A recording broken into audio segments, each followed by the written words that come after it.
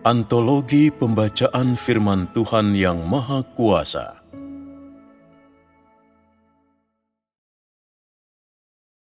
Tuhan itu sendiri, Tuhan yang unik. 4. Kekudusan Tuhan. 1.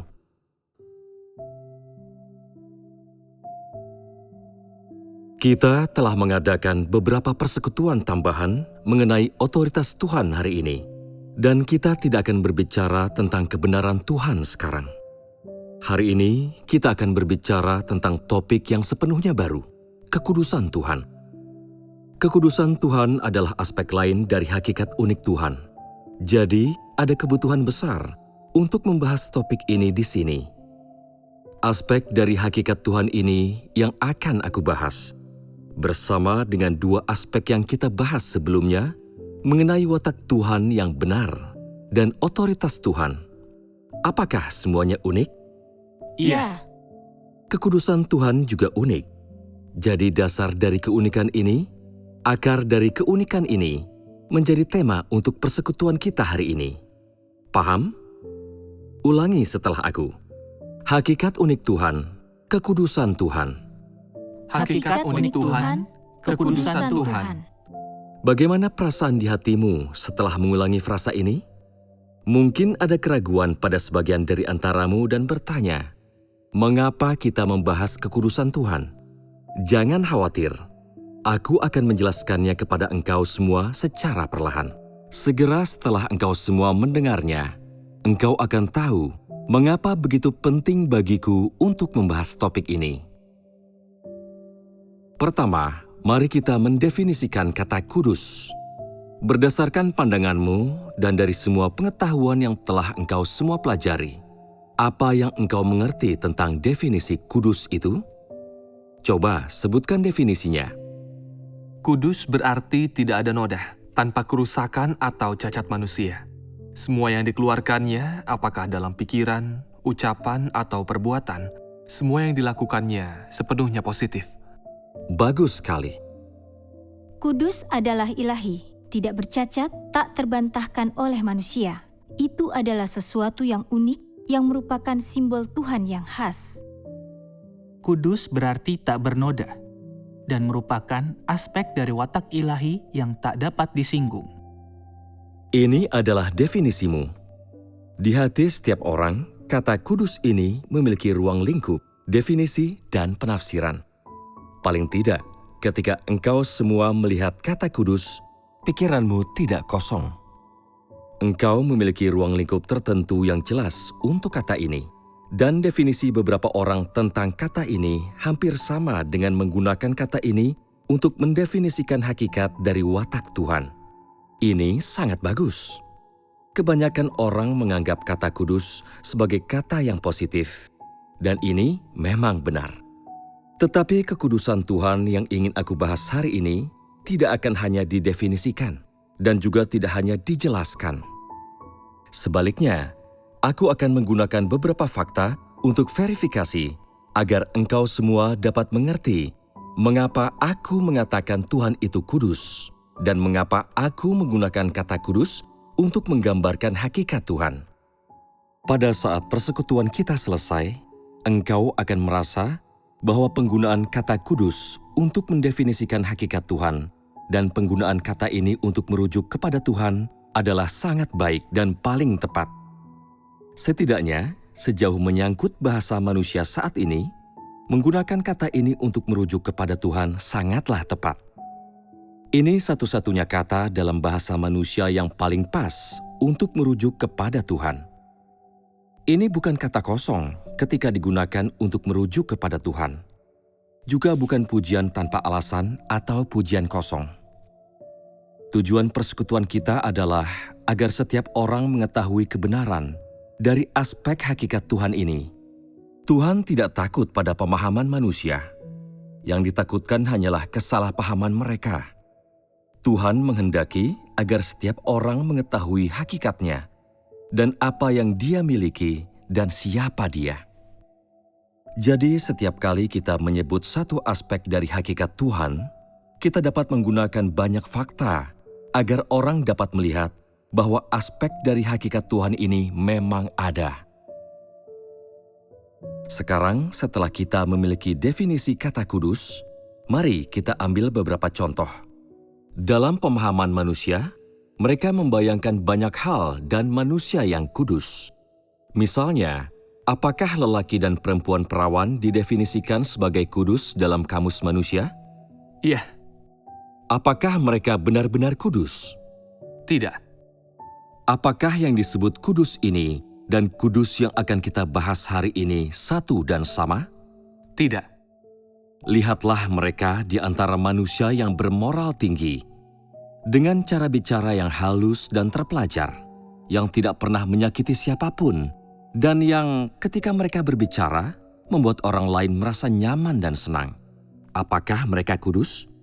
Mereka yang sering berbuat baik, dermawan, dan memberikan bantuan besar kepada orang lain. Mereka yang sangat menyenangkan kehidupan masyarakat. Apakah mereka kudus? Tidak. Mereka yang tidak berpikir untuk melayani diri sendiri, yang tidak mengajukan tuntutan keras kepada siapapun, yang toleran kepada siapapun. Apakah mereka kudus? Mereka yang tidak pernah berselisih dengan siapapun, dan juga tidak pernah memanfaatkan siapapun. Apakah mereka kudus? Jadi mereka yang bekerja untuk kebaikan orang lain, yang bermanfaat bagi orang lain, dan menimbulkan perbaikan bagi orang lain dalam segala hal. Apakah mereka kudus? Mereka yang memberikan semua tabungan seumur hidup mereka kepada orang lain dan menjalani kehidupan yang sederhana, yang ketat terhadap diri mereka sendiri, tetapi memperlakukan orang lain secara bebas. Apakah mereka kudus? Tidak. Engkau semua ingat bahwa ibumu peduli terhadapmu dan menjagamu dengan segala cara. Apakah mereka kudus? Berhala yang engkau semua sayangi, entah mereka orang terkenal, bintang, atau orang hebat, apakah mereka kudus? Tidak. Sekarang, marilah kita melihat para nabi di Alkitab yang mampu menceritakan masa depan yang tidak diketahui orang lain. Apakah orang semacam ini kudus? Orang-orang yang mampu mencatat firman Tuhan dan fakta pekerjaannya di dalam Alkitab. Apakah mereka kudus? Apakah Musa kudus? Apakah Abraham kudus? Tidak. Bagaimana dengan Ayub? Apakah dia kudus? Tidak. Mengapa engkau mengatakan demikian? Ayub disebut Tuhan orang yang benar. Jadi mengapa bahkan dia pun dikatakan tidak kudus? Engkau merasakan kebimbangan di sini, bukan? Apakah orang yang takut akan Tuhan dan menjauhi kejahatan sebenarnya tidak kudus? Apakah mereka kudus atau tidak? Tidak. Engkau semua sedikit bimbang, tidak terlalu yakin, dan engkau tidak berani mengatakan tidak. Tetapi engkau juga tidak berani mengatakan ya. Sehingga engkau mengatakan tidak dengan ragu. Biarkan aku mengajukan pertanyaan lain. Utusan Tuhan, utusan yang dikirim Tuhan ke bumi, apakah mereka kudus? Tidak. Pikirkan dengan cermat. Berikan jawabanmu setelah engkau memikirkannya. Apakah malaikat kudus? Tidak. Manusia yang belum dirusak oleh iblis, apakah mereka kudus? Tidak. Engkau semua mengatakan tidak untuk setiap pertanyaan. Atas dasar apa? Apakah frasa yang baru saja aku katakan adalah alasan engkau semua mengatakan tidak? Engkau bingung, bukan? Jadi mengapa bahkan malaikat pun dikatakan tidak kudus? Engkau merasa bimbang di sini, bukan? Jadi dapatkah engkau semua mengetahui berdasarkan apa orang, benda, atau makhluk yang tidak diciptakan yang kita sebutkan sebelumnya tidak kudus? Aku yakin engkau semua tidak bisa menjawabnya, bukan? Iya. Jadi apakah jika engkau semua mengatakan tidak, berarti engkau sedikit tidak bertanggung jawab? Bukankah engkau asal menjawab saja? Sebagian orang berpikir, engkau bertanya dengan cara seperti itu, jadi pasti jawabannya tidak. Jangan asal menjawab saja. Pikirkan baik-baik apakah jawabannya ya atau tidak. Engkau semua akan tahu saat kita membahas topik berikut. Mengapa jawabnya tidak? Aku akan memberikan jawabannya segera. Pertama, mari kita baca kutipan Alkitab. Perintah Tuhan Yahweh kepada manusia. Kejadian 2 ayat 15-17. Dan Tuhan Yahweh mengambil manusia dan menempatkannya di Taman Eden untuk mengusahakan dan memeliharanya. Lalu Tuhan Yahweh memerintahkan manusia demikian. Dari semua pohon di taman ini, engkau boleh makan dengan bebas. Tetapi pohon pengetahuan yang baik dan jahat, engkau tidak boleh memakannya. Karena di hari engkau memakannya, engkau pasti mati. Godaan ular kepada perempuan. Kejadian 3 ayat 15. Ular lebih licik dari segala binatang di darat yang diciptakan oleh Tuhan Yahweh. Dan ular itu berkata kepada perempuan itu, "Ya, bukankah Tuhan berfirman, engkau jangan makan semua pohon di taman ini?"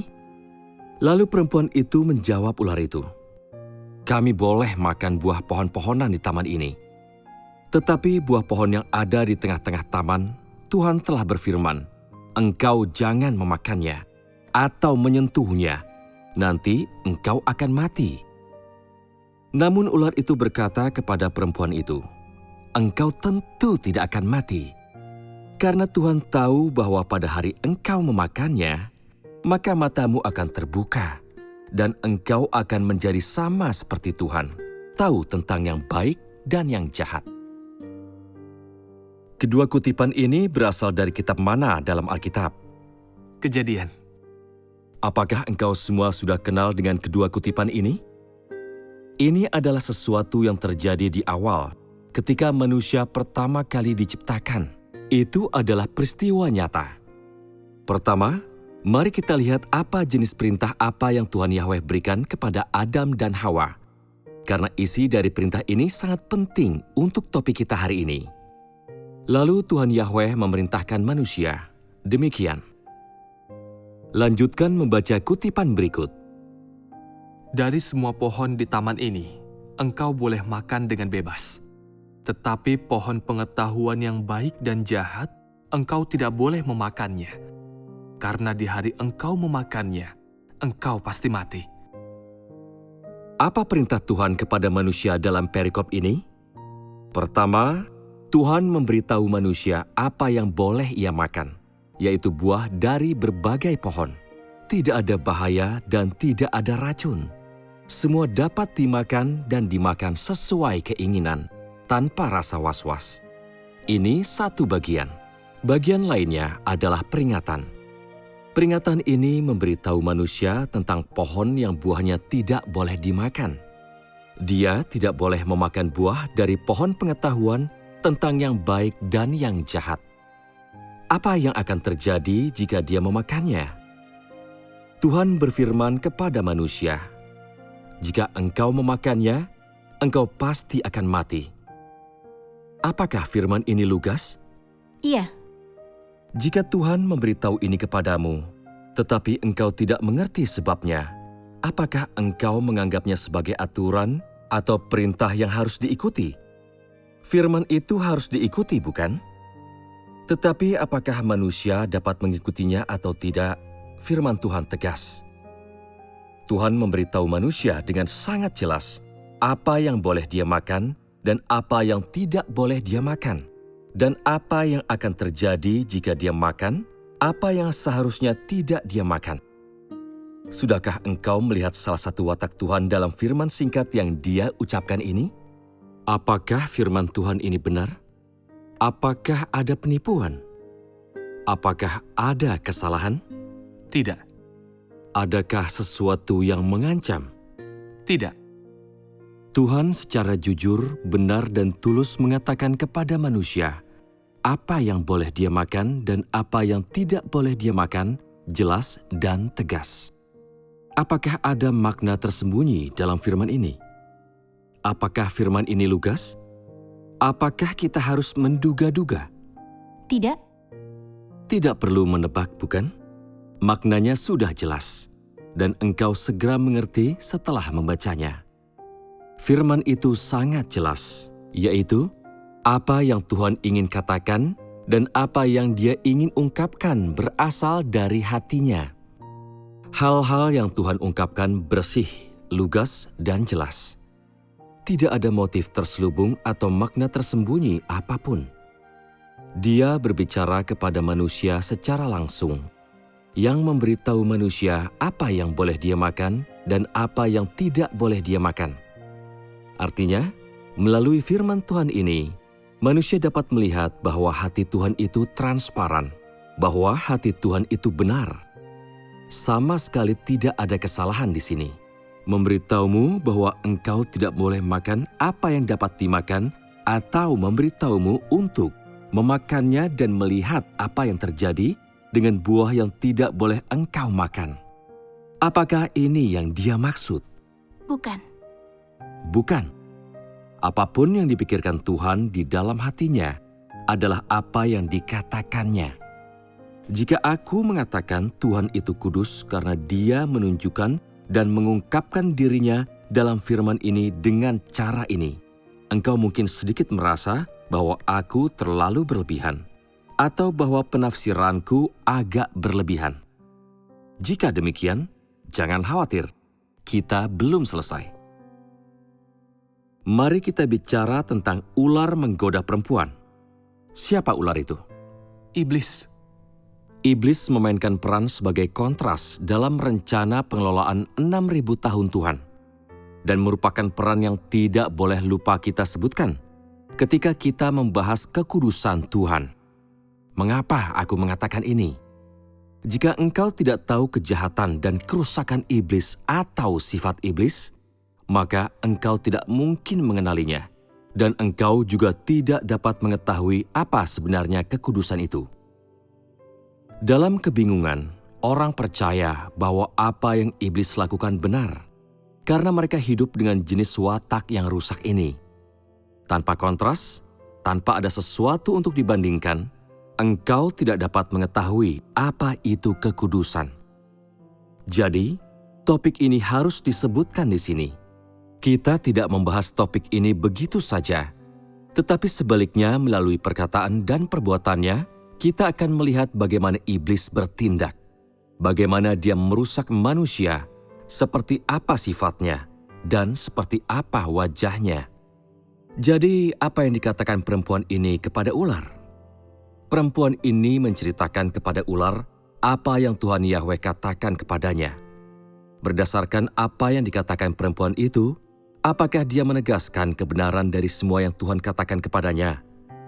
Dia tidak bisa memastikan ini, bukan? Sebagai seseorang yang baru diciptakan, perempuan itu tidak memiliki kemampuan untuk membedakan yang baik dan yang jahat. Dan dia juga tidak memiliki kemampuan untuk memahami apapun di sekelilingnya. Berdasarkan perkataan yang perempuan itu ucapkan kepada ular, dia belum memastikan bahwa firman Tuhan itu benar di dalam hatinya. Ini adalah sikapnya. Jadi, ketika ular melihat bahwa wanita itu tidak memiliki sikap yang pasti terhadap firman Tuhan, ular itu berkata, "Engkau tentu tidak akan mati, karena Tuhan tahu bahwa pada hari engkau memakannya, maka matamu akan terbuka, dan engkau akan menjadi sama seperti Tuhan, tahu tentang yang baik dan yang jahat." Apakah ada yang salah dengan firman ini? Ketika engkau semua selesai membaca kalimat ini, apakah engkau semua memahami niat ular? Iya. Apa niat ular? Menggoda manusia agar berbuat dosa. Ular ingin menggoda perempuan ini agar dia tidak lagi mematuhi firman Tuhan. Tetapi apakah ular itu berbicara secara langsung? Tidak. Ular itu tidak berbicara secara langsung. Jadi kita bisa mengatakan ular itu sangat cerdik. Ular itu menyampaikan maksudnya dengan cara yang licik dan lihai untuk mencapai tujuan yang diinginkan yang disembunyikannya dari manusia di dalam dirinya sendiri. Inilah kelicikan ular. Iblis pernah berbicara dan berbuat seperti ini. Dia mengatakan tidak pasti, tanpa memastikan dengan cara tertentu. Tetapi setelah mendengar ini, apakah hati perempuan bodoh ini terpengaruh? Iya. Ular senang karena perkataannya menimbulkan pengaruh yang diinginkan. Inilah niat licik si ular. Selanjutnya, dengan menjanjikan hasil yang dipercayai manusia sebagai hasil yang baik, ular menggoda perempuan itu dengan mengatakan, "Pada hari engkau memakannya, maka matamu akan terbuka." Jadi perempuan itu berpikir, membuat mataku terbuka adalah hal yang baik. Namun, ular kemudian mengucapkan perkataan yang dipercayai manusia sebagai perkataan yang bahkan lebih baik lagi, yaitu perkataan yang tidak dikenal manusia. Perkataan yang menimbulkan kekuatan godaan yang besar terhadap orang yang mendengarnya. Dan engkau akan menjadi sama seperti Tuhan, tahu tentang yang baik dan yang jahat. Tidakkah perkataan ini sangat menggoda bagi manusia? Ini seperti seseorang yang berkata kepadamu, "Raut wajahmu luar biasa, hanya agak pendek di batang hidung. Tetapi jika engkau memperbaikinya, engkau akan menjadi perempuan cantik kelas dunia." Bagi seseorang yang tidak pernah ingin melakukan operasi kosmetik, apakah hati mereka akan terharu mendengar perkataan ini? Iya. Jadi apakah perkataan ini menggoda? Apakah godaan ini menggodamu? Apakah ini menguji? Iya. Apakah Tuhan mengatakan hal-hal seperti ini? Adakah petunjuk tersembunyi seperti ini dalam firman Tuhan yang baru saja kita lihat? Tidak. Mengapa? Apakah Tuhan mengatakan apa yang Dia pikirkan di dalam hatinya? Dapatkah manusia melihat hati Tuhan melalui firman-Nya? Iya. Tetapi ketika ular itu mengucapkan perkataan itu kepada perempuan itu, apakah engkau dapat melihat hatinya? Tidak. Dan karena ketidaktahuan manusia, mereka mudah tergoda oleh perkataan ular. Mereka mudah terpikat, mudah dipengaruhi. Jadi, apakah engkau dapat melihat niat iblis? Apakah engkau dapat melihat tujuan di balik apa yang dikatakannya? Apakah engkau dapat melihat niat jahat dan rencana liciknya? Tidak? Watak seperti apa yang diperlihatkan oleh cara iblis berbicara? Hakikat seperti apa yang engkau lihat pada iblis melalui perkataan ini? Apakah perkataan ini berbahaya? Mungkin di luarnya ular itu tersenyum kepadamu atau tidak menunjukkan ekspresi sama sekali. Tetapi di dalam hati, ular itu memperhitungkan bagaimana mencapai tujuannya, dan tujuan inilah yang tidak dapat engkau lihat. Karena itu, engkau tergoda oleh semua janji yang dikatakannya kepadamu, dan oleh semua keuntungan yang dikatakannya. Engkau menganggap semua itu baik, dan engkau merasa bahwa apa yang dikatakannya lebih berguna, lebih penting daripada apa yang difirmankan Tuhan. Jika hal ini terjadi, tidakkah manusia menjadi tawanan yang patuh? Iya. Jadi, tidakkah ini berarti dipakai oleh iblis itu jahat? Engkau membiarkan dirimu tenggelam. Tanpa iblis harus menggerakkan jari, dengan dua kalimat ini, engkau dengan senang hati mengikutinya dan mematuhinya. Tujuannya telah tercapai. Apakah niat ini tidak jahat? Apakah ini bukan wajah iblis yang paling utama?